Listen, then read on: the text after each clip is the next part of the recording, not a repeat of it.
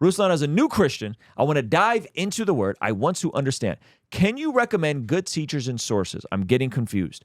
Yes. Okay, the best source, in my opinion, for this is, believe it or not, just to go to the scriptures. Like, get yourself a solid study Bible. There's a lot of good study Bibles. This is my favorite right now. This is Life Application Study Bible. Okay. The cool thing about this is it has introductions to every book. It has commentary under every verse. It has a lot of really, really, really just good resources. And so I would get something like this, or like just like there's like a New Believers Bible that I used to love. We used to steal them from the church I went to and just give them out to people while we were evangelizing, because they'd leave them out by the altar when people get saved. And I just used to grab a stack. I probably should find that thing, because that thing was fire. So get yourself just a good Bible. Get yourself a good Bible, okay? And I would do two things. I would start in the Gospel of John and read through it. And then I would sprinkle in and go back and read Genesis. Like, I think if you could read John and Genesis and then sprinkle in some Proverbs, like a proverb a day. And I would honestly just read as much as you can. Read and the caveat of this, like, read and ask God to reveal himself to you, and have some sort of resource that can give you a bit of commentary on a very general level. Okay, so I would start there, ask God to reveal himself to you. I like study Bibles. I like physical things.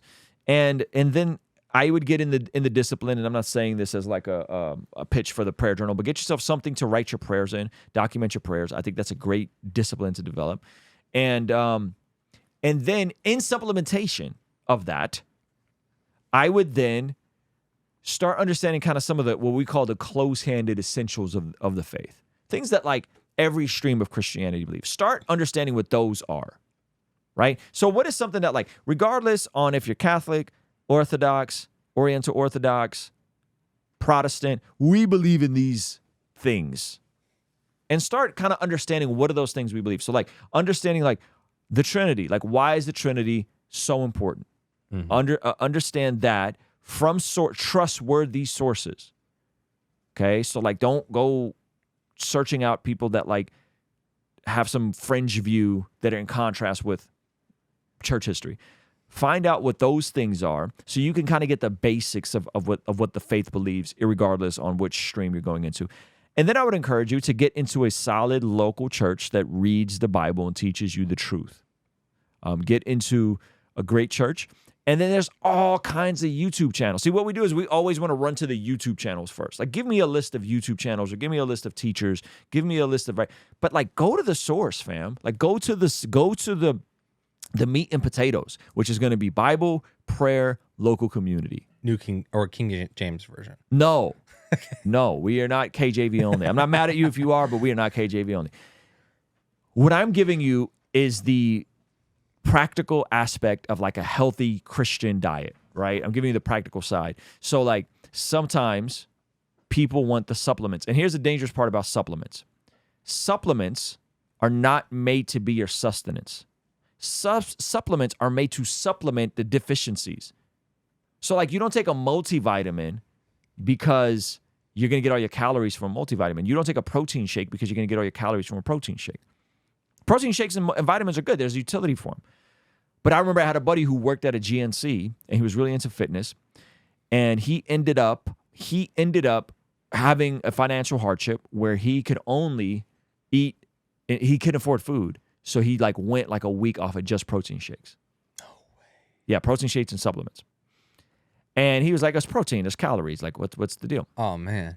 And straight powder. Within a week, he had to go to the hospital and get his stomach pumped. Yeah. And it was, like, dangerous. I don't know what the technical aspects and the jargon is about, but why was it dangerous? You know what the punchline is for that, though? What's that?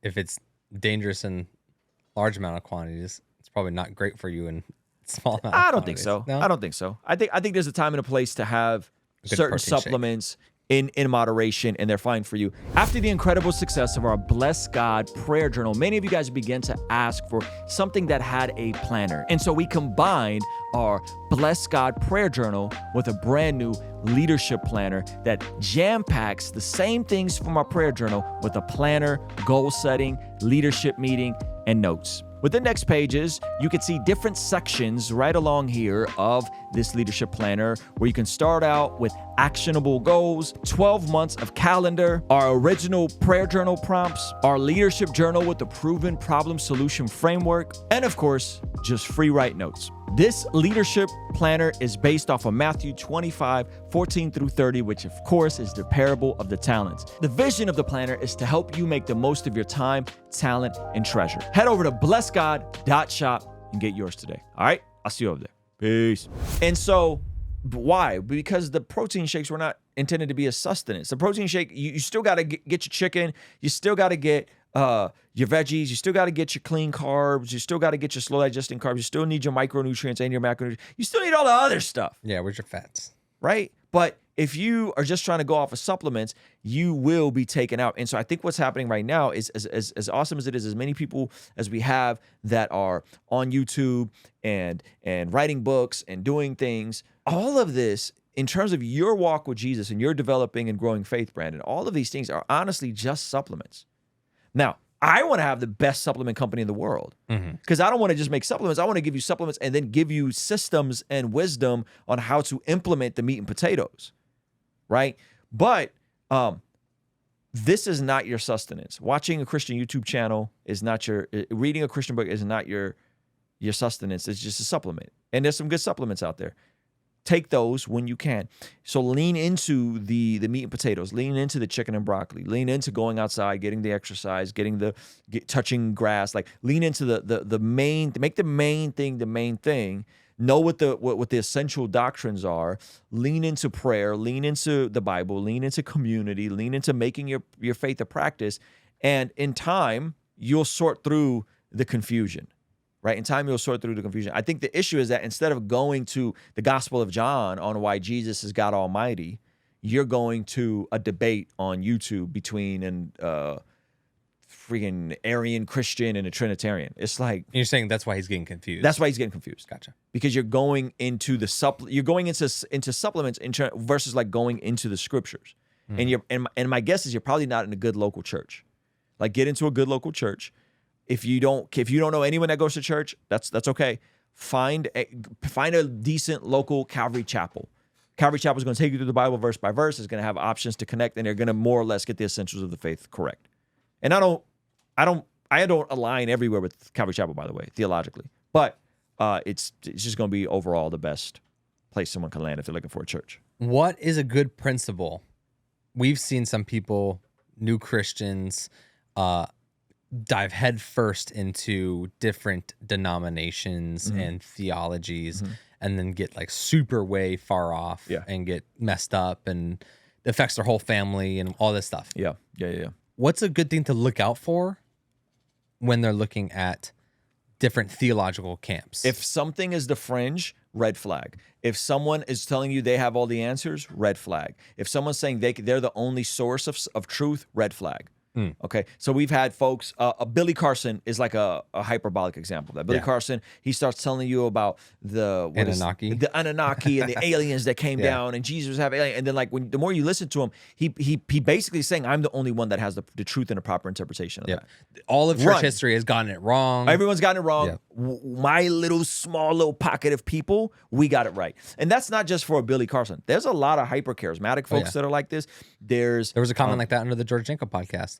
Don't listen to Ruslan. Unfortunately, he's mistaken, just like thousands of people in the church today have been for thousands of years. It's like, bro, I promise you. Yeah. I promise you that all of church history didn't get it wrong. If someone's telling you all of church history got it wrong on this thing, all church history got it wrong on the Trinity, red flag. All the church history got it wrong on tongues, red flag. All the church history got it wrong on nutrition. We're all supposed to be vegetarians. Red flag. Yeah. All the church history got it wrong. They go to church on Sundays, and if you go to church on Sundays, you taking a mark of the beast. You got to go to church on Sundays because that's how the early church did it. Wrong. Yeah. Red flag. So when someone is telling you everyone else got it wrong, and me and my little small pocket in the grand scheme of Christendom, we're the only ones that got it right. Watch out. There's that is very, by definition, very cult-like. Yeah.